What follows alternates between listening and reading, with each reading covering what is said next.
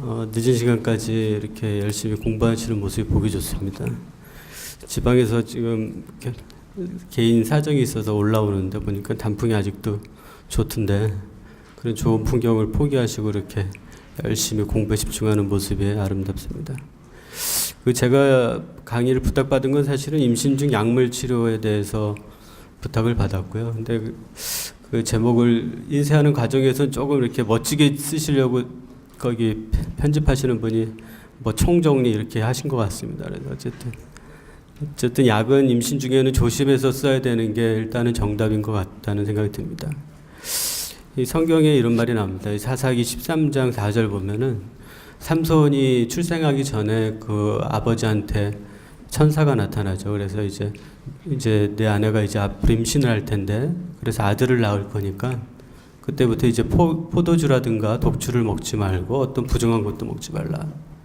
그러니까 임신 전부터 이런 것들을 먹지 말라. 또 이제 다윗에게 기름 부어서 다윗이라는 왕을 세운 사무엘이라는 선지자의 출생 전에도 한나한테도 이렇게 한나가 여호와 하나님께 기도하고 아들을 주시면 내가 평생 그를 사실은 임신 전에 일단은 모든 약물이라든가 아기한테 위험 요인이 있는 거는 피하면 제일 좋죠. 그럼에도 불구하고 임신 중에 불가피하게 약을 써야 되는 상황이 있을 수가 있습니다. 이런 경우는 환자가 의도하진 않았지만 28세 여성이었는데 그동안 임신이 잘 안 됐던 케이스였던 것 같습니다. 6년간 옛날엔 간질이라 그랬는데 요즘엔 뇌전증이라는 표현을 많이 씁니다. 그래서 발포로이엑시드를 계속 복용 중이었는데 원래 생리도 좀 불규칙했었나 보죠. 12개월간 생리가 없어서 혹시나 해서 유린에 지시를 했더니 양성으로 나왔습니다. 그래서 이 환자한테 얘 어떻게 해줘야 될 거냐 상담을 앞으로 뇌전증에 대한 약물 치료는 또 어떻게 할 거냐. 그리고 두 번째로는 이제 신장내과에서 이런 컨설테이션이 왔습니다. 37세 고혈압 환자인데 칸데사탄, AC 이니비터 리셉터 블로커죠. 최근에 나온 좋은 혈압 치료에 좋은 약인 업데이트된 약입니다. 근데 이 약을 계속 복용 중이었는데 나중에 임신이라는 사실을 알았습니다. 그래서 임신 7주 4일. 그래서 이 AC 이니비터를 리셉터 블로커를 찾아보면은 FDA 클래스 X로 되어 있습니다. 그래서 신장내과에서 사실 이 컨설테이션을 내면서 이 임신을 지속 가능하겠느냐라고 컨설테이션을 해왔던 케이스였고요. 그리고 세 번째는 임신 22주 4일 산모였습니다. 근데 목에 종괴가 만져져서 개인 의원에 가서 CT를 찍고 그거 조직 검사를 했더니 디퓨즈 라지 B셀 림프마로 진단을 받았습니다. 그래서 혈액종양내과로 입원해서 사실은 혈액종양내과에서 지금부터는 알찹이라는 케모세라피를 할 예정이니 임신을 정리를 해주십시오라는 의도를 가지고 컨설테이션을 냈던 케이스가 있었습니다. 사실 임신 중에 불가피하게 약을 써야 되는 경우도 있고 또 거꾸로 본인이 의도하건 의도하지 않건 임신한 사실을 모르고 약물에 노출돼서 오는 경우도 있습니다. 그래서 어쨌든 임신 중에 약물 노출과 아니면 약을 써야 되는 상황과 관련된 다양한 경우에 대해서 한번 생각해보는 시간을 잠깐 갖도록 하겠습니다. 여기 순서는 뭐 감기, 독감, 요즘에 이제 독감 백신 처질인데요. 뭐 당뇨병, 갑상선 기능 저하증, 입던, 엽산, 그리고 임신 중에 피해야 될 약물에 대해서 간략히 보도록 하겠습니다.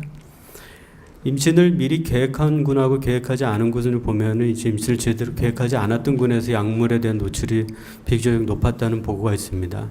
임신할 계획을 하고 있으면은 앞에 성경에서 나온 것처럼 아기한테 위해가 될 만한 요인들 어떤 분들은 상담 사이트에서도 오늘도 다시 보니까는 여드름약, 아큐탄이라는 약을 먹고 그 아큐탄이 사실은 태아경 위험도가 높기 때문에 고민이 많이 되는 약인데 이런 상담을 해오시는 분들도 있습니다. 만약에 임신에 대한 정확한 준비를 해왔고 임신 가능성이 있었다면 아마도 임신 전에 여드름약에 대해서 좀 조절을 했을 텐데요. 뭐 다 아시다시피 언제 태아경이 주로 발생되는가 그러면은 수정 후 3주에서 8주, 임신 5주에서 10주 이 기간이 기간 형성기이기 때문에 약물에는 제일 예민한 시기로 되어 있습니다. 방사선에서는 임신 8주에서 15주 사이가 제일 예민한 시기로 되어 있지만 신경 발달이 그 시기에 제일 많이 일어난 거죠. 어쨌든 해부학적으로 기관이 형성되는 심장이나 얼굴이라든가 기타 이러한 해부학적 이상을 만드는 시기는 임신 5주에서 10주가 제일 예민한 시기로 알려져 있습니다. 그래서 이러한 태아기형이 생기는 기전을 보면은 첫 번째는 이제 엽산 대사를 방해하는 거. 약물 중에는 이러한 엽산 대사를 방해하는 약물이 있고요. 또는 엽산 본인이 섭취한 아니면 혈중 농도가 낮은 그룹도 있습니다. 또 하나는 이제 옥시도티브 인터미디에이트로 이제 대사 산물로 이런 세포의 독성 효과를 나타내는 물질이 몸에서 생성됐을 때 또 나타날 수 있습니다. 이런 페노바비탈이라든가 하이단토인 한질약들 중에 이러한 대사체로 받게 되는 약들이 있는 거죠. 우리가 이 약을 처방할 때 환자분이 감기가 있다거나 아니면 당뇨가 있다거나 약을 써야 되는 상황이 있을 수 있습니다. 그랬을 때 고려해야 될 상황이 있을 거고, 아까 말씀드린 대로 본인이 의도하건 의도하지 않았건 아니면은 의료진이 약을 처방한 다음에 의료진도 똑같은 상황에 노출되기도 합니다. 예를 들면 임신하려고 이제 조만간 결혼할 예정입니다. 그래서 풍진 백신을 탁 놔줬더니 보니까 바로 그 달에 임신돼 갖고 신혼여행 가자마자 이제 임신 한 달 이내에는 풍진 백신이 금기로 되어 있는데 어떻게 해야 되냐 이런 걱정을 해오면서 카운셀링을 해오는데, 사실은 풍진 백신으로 인해서는 아직까지는 백신 도시지가 낮기 때문에 태아기형이 생긴 직례가 아직은 없습니다. 이론적인 리스크는 교과서에 보면 2.6% 정도의 이론적인 리스크는 있지만 실제로 풍진 백신으로 또는 MMR 백신으로 인한 태아기형의 실질적인 직례는 없고,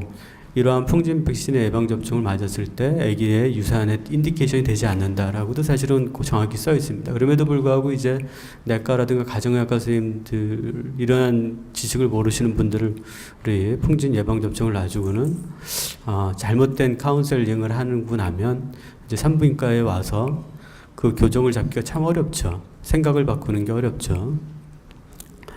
그래서 임신 시에 약을 처방할 때는 사실 FDA 클래시피케이션이 좀 문제가 있긴 하지만 그럼에도 불구하고 잘 돼 있습니다. 그래서 비교적 안전한 약들을 선택하면 큰 문제가 없이 환자한테 향후 전향적으로 약을 처방을 해야 될 때는 큰 문제가 없을 것 같습니다.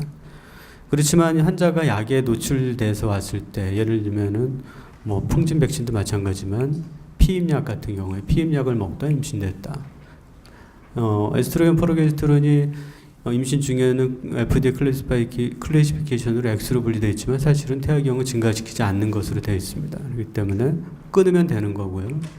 그리고 고지혈증약도 사실은 FDA에서 X로 분류되어 있지만 고지혈증약을 먹는 분들이 요즘 처방이 늘고 내과에서도 처방이 늘고 있기 때문에 그러다 임신되시는 분들이 있지만, 사실 고지혈증약이 태아기형을 증가시켜서 X로 분리되어 있는 게 아니고 임신 중에 리피드 제제 성분도 태아 성장에 필요하기 때문에 임신 중 항고지혈증 약이 권장되지 않기 때문에 X로 분리되어 있는 거지, 그게 태아기형을 증가시키기 때문에 X로 분리되어 있는 게 아니거든요. 그래서 고지혈증 약은 끊으면 되는 겁니다.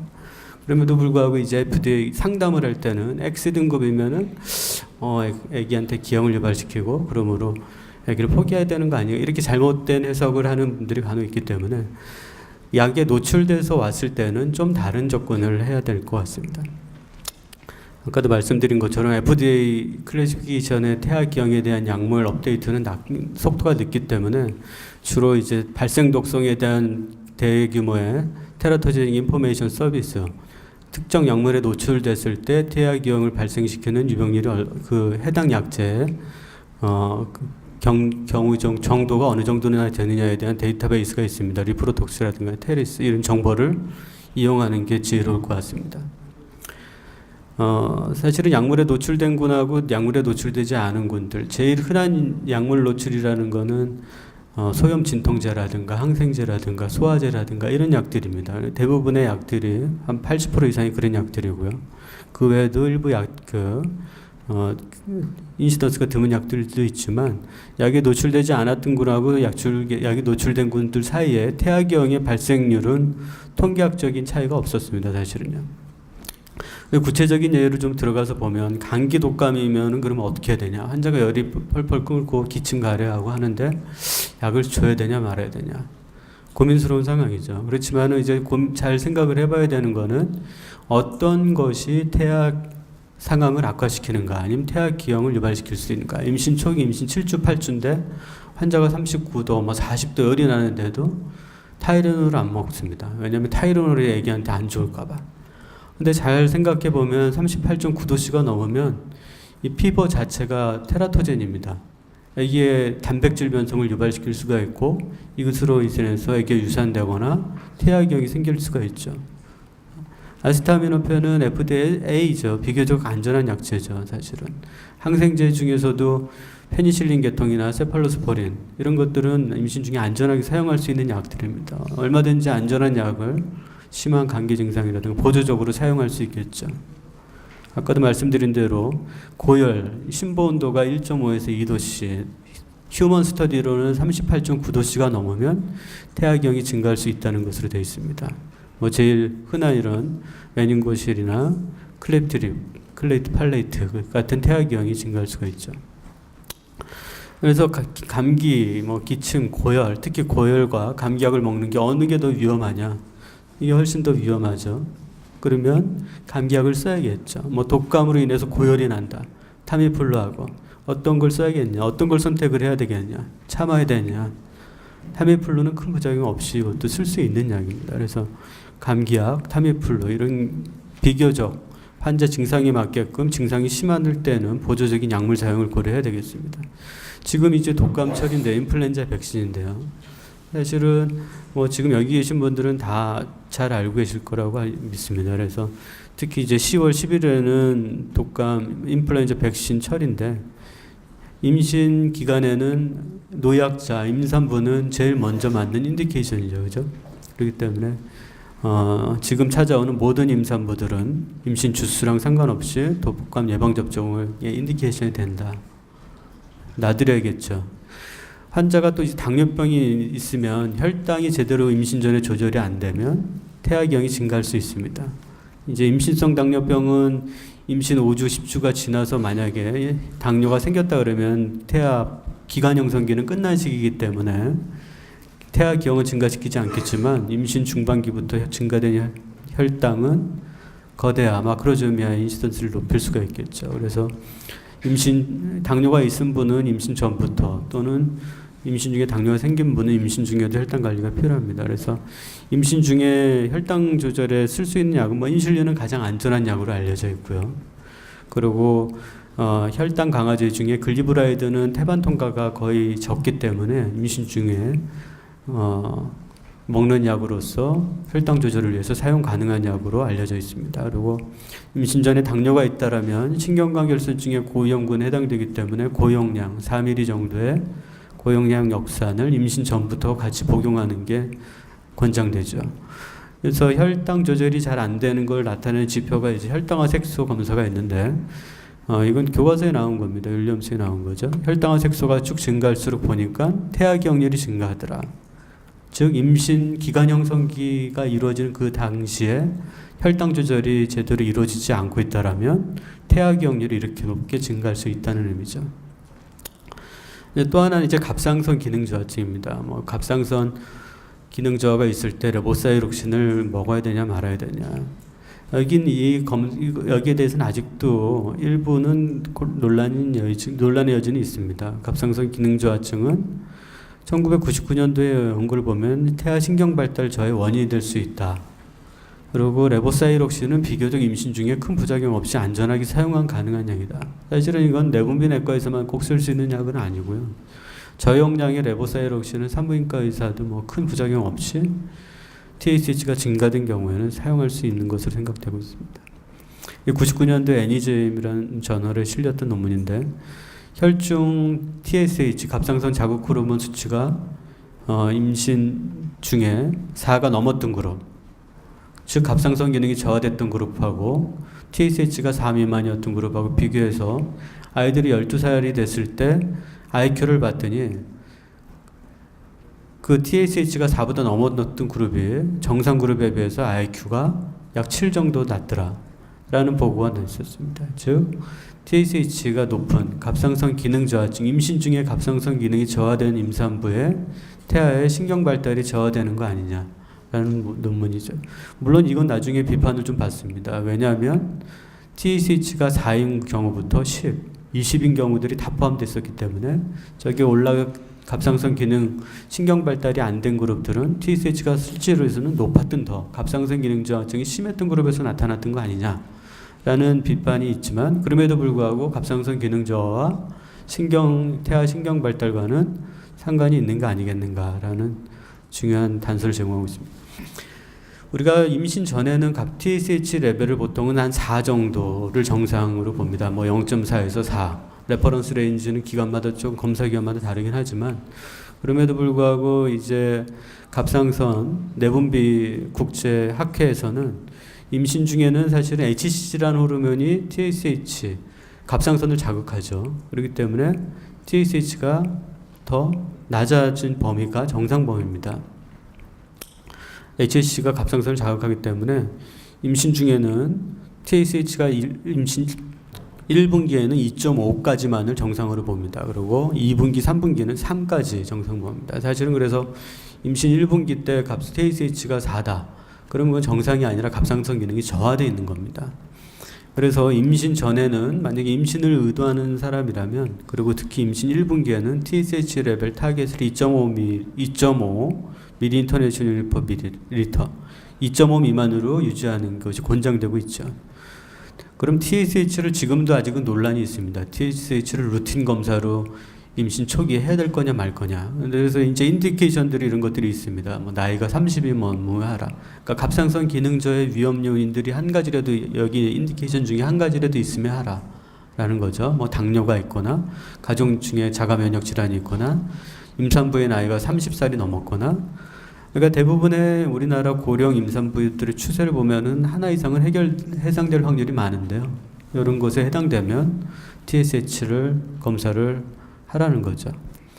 그리고 만약에 하이포사이로디즘이 확인되면 레보사이록신의 사용을 고려할 수 있을 것 같습니다. 입덧은 또 어떻게 해야 되냐? 임신 중에는 이제 8주에서 12주 사이에 입덧이 많이 심해지죠. HCG가 증가하고 에스트로겐이 증가하고 이로 인해서 노자 보미팅이 증가하는 거라고 기전을 생각을 하고 있습니다. 피리독신이라는 비타민 B6하고 그리고 독시라민 이 컨비네이션 조합이 사실은 입덧 치료제의 초이스로 많이들 지금 오래전부터 알려진 약입니다. 여기 보면 이제 디클렉틴이라는 약도 있죠. 캐나다에서 사용되고 있는 약입니다. 피리독신, 독시라민에 그러니까 우리가 흔히 맥소롱이라고 얘기하는 메토클로프로파마이드나 항암제로 사용되고 있는 항암제에서 구토 억제제로 사용되는 조프란도 비교적 안전하게 사용할 수 있는 약제입니다. 임산부들한테. 입덧 치료제로 벤덱틴이라는 약이 있었습니다. 독시라민하고 피리독신 조합이었습니다. 1970년대에 미국에서 광범위하게 사용됐었는데요. 당시에 일부 소송이 걸렸습니다. 아기가 팔다리 기형이 있는 아기를 출생한 입덧 치료제를 먹었던 살리도마이드도 사실은 입덧 치료제였죠. 그거는 이제 살리도마이드가 태아 기형 유발률 약 35% 정도에서 팔다리가 없는 아이들이 발생될 수 있다는 게 알려지면서 심각한 그 모든 약물에 대한 신뢰성을 낮추는 그런 중요한 계기가 됐는데 이 벤덱틴도 입덧 치료제입니다. 이 벤덱틴을 복용 중이었던 산모 중에서 일부 팔다리가 짧은 아기가 있었나 보죠. 소송이 걸렸습니다. 문제는 이 벤덱틴 때문에 태아기형이 생긴 거냐, 벤덱틴과 상관없이 태아기형이 생긴 거냐인데 결국에는 사실은 이 약과는 상관없이 우리가 약을 복용하지 않더라도 태아기형의 발생 위험도는 약 3% 정도로 보고되고 있습니다. 환자분들이 모든 약이나 방사선, 알코올, 태아 독성 물질에 노출되지 않더라도 약 1에서 3%는 태아기형이 생길 수가 있습니다. 그렇지만 결과적으로는 벤덱틴과 약과 상관이 없다는 이후 보고가 나오긴 했지만 이 회사는 이런 소송에 연루됨으로써 1983년도에 이 약의 생산을 중단합니다. 그런데 그러고 나서 이제 미국에서는 입덧으로 인한 입원율이 쭉 증가했죠. 반면에 이 약을 그대로 갖다가 캐나다에서는 디클렉틴이라는 약으로 그 이후로 계속 사용합니다. 그리고 이 캐나다 회사는 거꾸로 2014년도 작년에 미국의 FDA 승인을 받고 이제 전 세계 판매를 허락받게 됩니다. 1983년도에 이제 벤덱틴이라는 약이 생산이 중단되면서 벤덱틴을 판매를 중단하고 났더니 그리고 태아기형률은 그렇다고 해서 감소하지 않았습니다. 똑같이 그 전날과 똑같았고 입덧으로 인한 입원율은 크게 증가했죠. 캐나다에선 반대로 이제 뱅덱틴 생산 중단하고 디클렉틴이라는 약을 생산하면서 노자보비팅으로 인한 입원율이 쭉 감소하고 있고요. 지금도 광범위하게 임산부들 대상으로 사용을 하고 있습니다. 그리고 이제 이 약이 다시 거꾸로 캐나다 회사에서 미국 FDA 승인을 작년에 받고 아마 조만간 우리나라에도 들어올 것으로 생각됩니다. 독시라민 10ml와 피리독신 10ml로 구성된 디클레지스라는 약 이름으로 이제 전 세계 판매를 시도하고 있습니다. 이제 엽사는 그러면 또 뭐 다 아실 내용이니까 간단히 하고 넘어가겠습니다. 보통 이제 미국에서는 최소한 임신 전 1개월 전부터 임신 1분기에는 꼭 복용하는 것을 권하고 있습니다. 일반 임산부는 400마이크로, 고위험 임산부는 4ml 정도의 엽산 섭취를 권유하고 있는데요. 캐나다 같은 데서는 캐나다하고 우리나라 모체 태아의학회에서 제가 한번 발표한 적이 있었는데 환자들의 컴플라이언스를 고려할 때 임신 전 3개월 전부터 레코멘드 하는 그룹들이 많습니다. 그래서 엽산 임신 전 3개월 전부터 복용이 관찰되고 1분기에 가장 필요한 거고요. 임신 2분기, 3분기, 수유기까지도 태아 세포 형성에 중요한 도움을 주는 것으로 알려져 있습니다. 태아 신경관 결손증은 6주 이전에 사실은 다 결정됩니다. 그래서 산모가 소변 검사 양성으로 확인하고 오면 보통 한 6주, 7주이기 때문에 그 시기부터 이제 엽산을 드시면 됩니다라고 하면 사실은 늦는 경우가 많습니다. 위쪽에 신경관이 제대로 닫히지 않으면 아넨세팔리고요. 아래쪽 신경관이 닫히지 않으면 스파이널 바니피다나 메닌고실이 형성됩니다. 여기 우리 발생학에서도 나오지만 신경관이 형성되는 시기는 수정 후 22일에서 26일, 즉 6주 이전에 신경관은 다 닫히게 됩니다. 그래서 사실 6주 이후가 돼갖고 임신 확인해서 산부인과를 처음 방문하고 이때부터 이제 엽산을 드시면 됩니다. 사실은 X입니다, X. 이미 늦은 거죠. 평상시에 건강관리를 잘하고 과일 야채 잘 드시고 엄마의 머터널 뉴트리션 컨디션이 좋다라면은 괜찮겠지만 평소에 뭐 다이어트를 심하게 하고 그러다가 또 이제 간혹 신경관 결손증의 위험이 있는 약물에 노출되고 이런 여러 가지 위험 요인이 결합되면 신경관 결손증의 위험으로 결과로 나타날 확률이 배제할 수 없는 거죠. 그래서 이 엽산의 섭취는 임신 전부터 하는 게 제일 중요합니다. 이건 91년대에 나온 대표적인 엽산과 관련된 연구였죠. 첫 번째 신경관 결손증이 있었던 임산부들 대상으로 한 군은 엽산 4ml를 처방을 했었고요. 한 군은 엽산을 처방하지 않았더니 엽산을 처방했던 그룹의 둘째 임신에서 신경관 결손증의 발생률이 훨씬 낮았다. 약 70% 이상의 신경관 결손증 예방률을 보고했다. 그래서 이제 첫 번째 태아기형이 있었던 신경관 결손증이 있었던 임산부들은 다음 임신 전에 4ml 엽산 복용, 이 연구에서 나온 결과였죠. 4ml의 고용량의 엽산 섭취를 권한다 라는 결과가 나오죠. 사실은 엽산은 신경관 결손증만 예방하는 건 아닙니다. 멀티팩토리얼 오리진의 다양한 태아기형을 예방하는 효과가 있습니다. 멀티팩토리얼 오리진의 태아기형이라는 건 뭐 아시겠지만 심장기형이나 안면기형, 팔다리 기형, 그리고 비뇨기계 기형 이런 다양한 기형들이 포함됩니다. 그래서 이런 고위험 여성들 간질약, 안티에필lep틱 메디케이션은 항엽산제죠. 간질약을 복용 중이거나 당뇨병, 심한 비만이나 신경관 결손증, 아까 말씀드렸던 그런 선천성 기형이 있었던 경우에는 다 임신 전 3개월부터 고용량 엽산, 한 3, 4ml 이상의 고용량 엽산을 임신 3개월 전부터 섭취하는 것을 권하는 게 좋겠고요. 임신 1분기까지는 그렇게 권하시고 그 다음부터는 저용량으로 낮춰서 분만 후 한 6주 정도까지. 건강한 임산부라면은 임신 3개월 전부터 한 400마이크로나 1ml 정도 엽산을 임신 전기간에 걸쳐서 분만 후 6주 정도까지 섭취하는 게 권장됩니다. 임신 중에 피해야 될 약물들은 이런 것들이 있습니다. 알코올은 약은 아니지만 가장 많이 임산부들이 노출되는 태아 독성 물질입니다. 아큐탄, 여드름약이죠. 안티에필lep틱 드럭, 와파린, 그리고 아까 혈압약으로 AC 이니비터, 그리고 이제 항위험약을 아까 미소프로톨을 얘기했지만 정형외과나 신경외과에서는 위험약으로 이걸 깔아주는 처방에 아직도 많이 위궤양 치료제로 소화제 하나로 사용하고 많이들 사용하고 있는 것 같습니다. 그래서 이런 약들은 피해야 되는데 알코올은 가장 대표적이죠. 사실 우리가 알코올에 너무 관대한 게 문제인데, 알코올은 이러한 피탈알코올 증후군이나 피탈알코올 신드롬, 스펙트럼 디스오더, 태아경 이런 걸 유발합니다. 인종에 따라서 다양한 피탈알코올 신드롬의 얼굴명이죠. 이 필트룸, 인중이 희미하고요. 위쪽 입술이 얇죠. 옆에 분 얼굴 한번 잠깐 보세요. 인중이 희미하신 분들은 없는지. 아마 이렇게 오후 5시가 넘게까지 이렇게 집중할 수 있는 분들은 피탈알코올 신드롬이 있을 수가 없어요. 정상적인 신경 발달. 우리 부모 세대에서 다 이미 부모님이 알코올을 안 드셨다는 사인이기도 하죠. 이렇게 피탈알코올 신드롬이 심해질수록 인중은 희미해지고 위쪽 입술은 얇아지는 이런 특징적인 모양새를 나타냅니다. 피탈알코올 신드롬이라는 거는 키가 작고 신경 발달이 느리고, 그리고 특징적인 저는 얼굴 모양을 있을 때 피탈알코올 신드롬이라고 얘기를 하는데, 그 외에도 피탈알코올 스펙트럼 디스오더로 이런 것들을 포함합니다. 충동 조절 장애라든가 학습 장애, 언어 발달 장애, 이런 학교에 갔더니 애기가 산만하더라, ADHD, 이런 것들이 피탈알코올 스펙트럼 디스오더의 하나일 수 있다는 걸 이해할 필요가 있습니다. 두 번째로 이제 아큐탄이죠. 이 아큐탄은 아까 말씀드린 대로 약 30% 이상의 태아기형, 임신 1분기에 노출됐을 때 38%의 태아기형 위험도가 있고, 이 중에 약 80%는 신경관, CNS, 멘탈 리터데이션을 동반할 수 있다는 거죠. 여기도 보면 이제 특징적으로 귀가 좀 작거나 왼쪽 귀는 없는 이런, 임신 중에는 뭐 복용하지 말라고 이렇게 다 마킹이 돼 있죠. 안티에필렙틱 드럭은 불가피하게 임신 중에 사용해야 되는 경우가 많이 있습니다.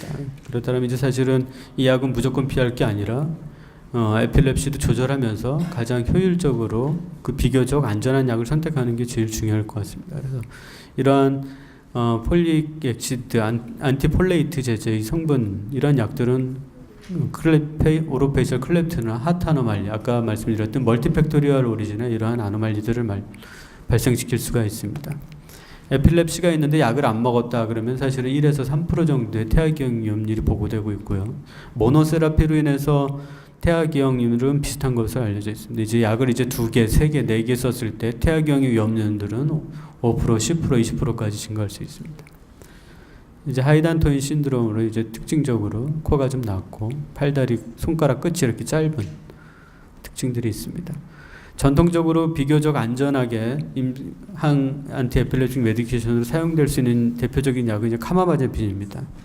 신경관계혈선증, 뉴럴 튜브 디펙트의 발생률은 1% 정도지만 멘탈 리테데이션은 발생시키지 않는 것으로 알려져 있기 때문에 아주 오래된 약제면서도 비교적 안전하게 사용할 수 있는 약제입니다. 발포르엑시드는 뉴럴 튜브 디펙트의 발생률이 한 2% 정도로 알려져 있습니다. 이것만 단독으로 사용했을 때는요. 이제 다른 약하고 합쳐서 썼을 때는 위험도가 지금 증가할 수 있죠. 이제 신약들에 대해서는 아직은 좀 더 시간이 지나 봐야 될 것 같습니다. 그래서 임신 전에 시저 컨트롤을 목표로 해야 되고, 한 6개월 전부터 단일 제제로, 또한 산부인과 의사가 해줘야 될 거는 고용량 엽산 섭취, 안티폴레이트 제제이기 때문에 사실은 폴레이트, 태아 기형 예방을 위해서 한 임신 3개월 전부터 4ml 정도의 엽산 섭취를 레코멘드 하는 게 좋겠습니다. 이제 와파린은 항응고제로, 와파린과 헤파린의 차이는 다 아실 겁니다. 헤파린은 주사제고요. 와파린은 경구약입니다. 그렇기 때문에 항응고 목적으로 평상시에 복용하기 아주 투여가 간편한 것은 와파린입니다. 그래서 밸브 리플레이스먼트 세라피를 했거나 기타 응고 질환의 가능성이 높은 혈전의 질환의 이완될 확률이 높으신 분들은 와파린이 복용되는데, 이렇게 선정적인 피탈 와파린 신드롬이나 이런 본 스티플링 같은 현상들을 임신 중에 복용을 하게 되면 아기한테 이런 영향을 미칠 수가 있죠. 그래서 임신 6주에서 12주 사이에 제일 예민하고요. 2분기, 3분기에서도 멘탈 리타레이션이라든가 세레브럴 헤모리지, 이런 다양한 증상들을 일으킬 수가 있습니다. 와파린을 복용했을 때 태아기형률은 약 16% 정도로 되고 있고요. 주사제 헤파린은 번거롭습니다. 그럼에도 불구하고 임신을 계획하고 있다면 임신 전부터 헤파린으로 바꿔줘야 되고요. 임신을 확인한 순간부터라도 최대한 빨리 헤파린으로 바꿔줘야 되겠죠. 아까 말씀드린 AC 이니비터입니다. 고혈압 치료제로 신장내과 같은 내과에서 많이 사용되고 있는데요.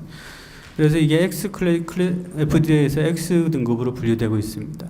올리고하이드로 압력수를 유발하고 그로 인한 피탈 디포메티를 초래하고 자궁 내에서 폐성수구를 억제하고 궁극적으로 사망에 이르게 할 수 있는 약으로 알려져 있는데요. 이게 작용하는 기전을 보면은 콩팥에 주로 작용하기 때문에 태아에서도 콩팥에 작용합니다. 이제 태아에 키드니가 발생하는 시기는 이제 임신 8주가 넘어야 됩니다. 사실은 8주 이전에는 이 약이 작용할 엔도로간이 없습니다. 그렇기 때문에 아까 얘기한 7주 이후에 나타난 임신 초기에 이 약을 복용하다 왔을 때는 약을 바꿔주면 됩니다. 임신 2분기, 3분기 때는 태아 신장이 작용해서 태아 소변 생성을 감소시키고 올리고하이드로미스를 유발시킬 수가 있겠죠. 아까 또 하나 앞에 김한 교수님께서 강의하셨던 미소프로스트입니다. PGE1 제제죠.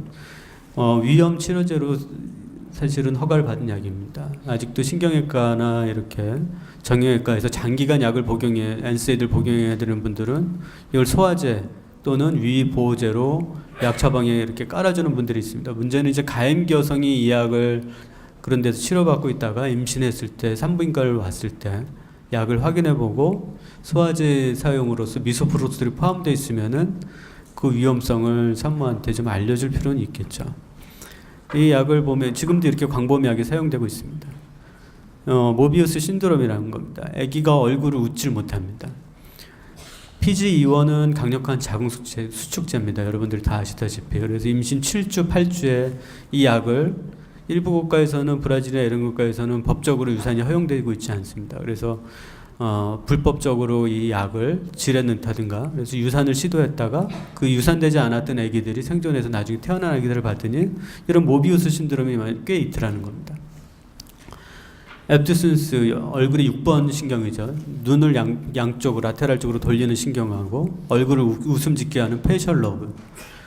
임신 6주, 7주경에 주로 7주 전후죠. 7주 전후에 그런 미소프로스테로 노출되면 사실은 6번, 7번 신경이 발달될 시기에 강력한 자궁 수축이 6번, 7번의 신경 발달을 저하한다. 따라서 아기가 태어난 다음에 이렇게 웃지 못하는 현상들이 나타날 수가 있습니다. 그리고 나중에 이제 수술한 다음에 아기가 처음으로 웃는 모습을 사진 찍어 놓은 거죠. 그래서 유산이 증가할 수 있고요. 피탈데스, 모비우스 신드롬 이런 6번, 7번 신경, 페이셜 러브가 마비되는 이러한 현상들이 나타날 수가 있습니다. 그래서 전향적으로 약을 쓸 때는 참고적으로 FDA 클래시피케이션을 쓰면 되고요. 그리고 약물에 노출됐을 때는 아까 했던 리프로톡스라는 정보를 인포메이션을 쓰면 됩니다. 제가 운영하는 사이트고요.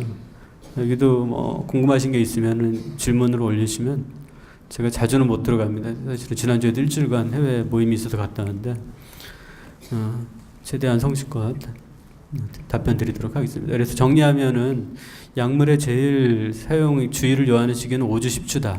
그리고 임신 중에 좀 조심해서 해야 될 약들은 뭐 항암제나 항경련제, 와파린, 아큐탄, 미소프로스톨, AC, 이니비터 유통되는 약들 중에는 이런 약들이 중요한 약이다.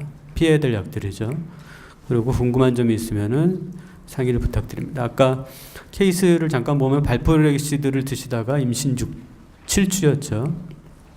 12주간 부활경이었는데 이 발포렉시드는 아까도 설명드린 것처럼 신경관 임신 1분기에 노출했을 때 NTD 리스크는 2%입니다. 그래서 임신 중반기에 NTD가 생겼는지 봐야 됩니다.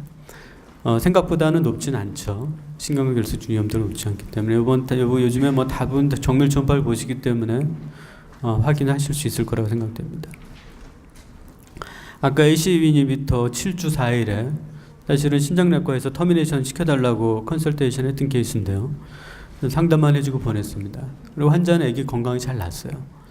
아까 말씀드린 대로 8주 이전에는 엔도오르간, 아기의 키드니가 발달되어 있는 시기 아니기 때문에 혈압약만 바꿔주면 됩니다. 그래서 컨설테이션을 약을 바꿔줄 걸 권했고 약 바꾸고 특별한 문제 없이 아기는 건강히 났습니다.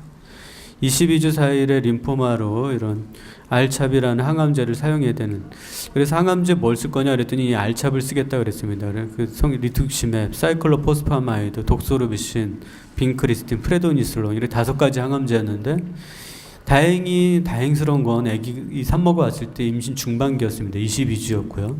이 약들 개별 약제를 찾아보면 사실은 임신 중반기 이후에는 비교적 큰 부작용을 일으키지는 않는 약들이어서 그냥 항암 케모세라피 하라 그랬습니다. 애기는 산부인과에서 관찰할 테니까. 그래서 5번의 항암 치료 잘했고요. 35주에 악막 파수 내세본만 잘했습니다. 엄마는 이렇게 림포마 컸던 게 항암 치료 후에 사라졌습니다. 완전히. 지금은 둘째 임신해갖고 거의 막달인데요. 지금 산전절 중입니다. 그때 본만 직후에 엄마하고 큰 애기입니다. 제 강의는 여기까지입니다. 감사합니다.